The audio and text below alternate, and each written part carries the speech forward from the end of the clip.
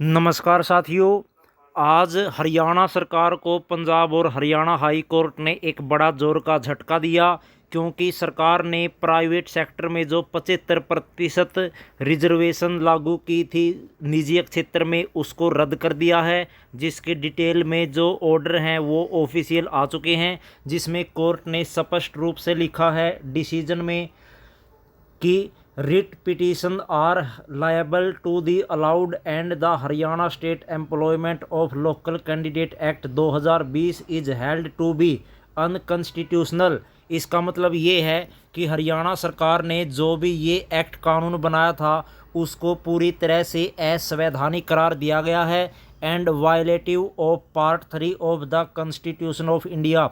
और भारत के संविधान का जो तीसरा भाग है उसका जो उल्लंघन है बताया गया है। इसलिए is accordingly held ultra vires and the same and the ineffective from the date it came into force. यानी आज की ही डेट से इसको पूरी तरह से प्रभावी बताया गया है। यानी हम ये कह सकते हैं निजी क्षेत्र में 75% जो नौकरियों में या अन्य किसी भी प्रकार से कोटा दिया गया था उसको पूरी तरह से असंवैधानिक बताते हुए रद्द कर दिया गया है।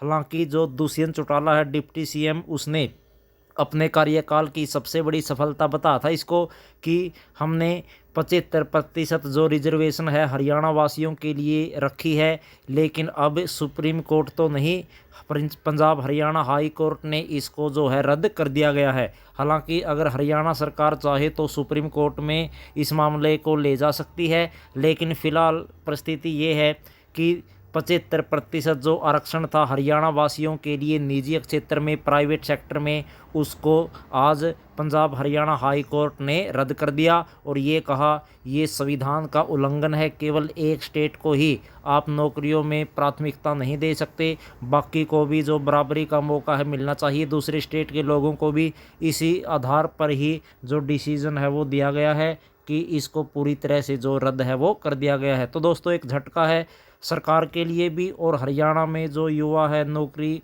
करने की जो तलाश में उसके लिए भी, कि 75% जो आरक्षण था निजी क्षेत्र में प्राइवेट सेक्टर में कि हरियाणा वासियों को ही नौकरी मिलेगी, उनको ज़ोर से झटका दिया है। देखने वाली बात होगी आगे हरियाणा सरकार का क्या स्टैंड होगा।